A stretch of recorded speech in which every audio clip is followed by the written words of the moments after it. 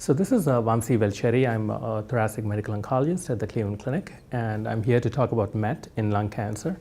For the past couple of decades, we have investigated MET as a target for treatment in patients with lung cancer. And MET is often upregulated, or the protein expression of MET is increased in a lot of patients who have lung cancer.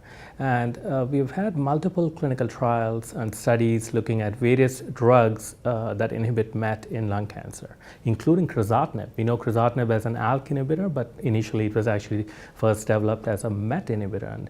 And there were other drugs, including antibody-based treatments like METmab that targets MET. And in those clinical trials, investigators have used protein expression or increased levels of the protein MET as a biomarker for response to these drugs. Unfortunately, all those trials were negative, and we did not see much benefit with using these drugs in patients who have increased protein expression of MET. However, some of those trials, the challenge was to identify the right cutoffs of the protein expression and the biomarker related issues that actually led to the failure of those trials.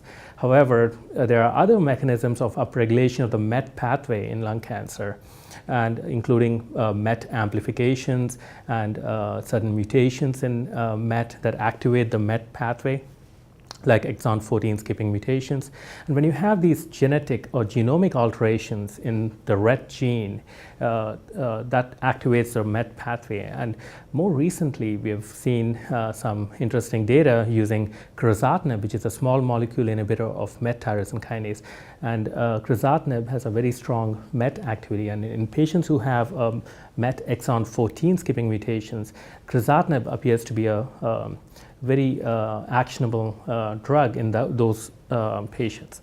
However, we need more data in patients who have MET activating mutations, and there are a lot of clinical trials which are currently ongoing, including the NCI MATCH trial that has an arm for patients who have a MET exon 14 skipping mutation.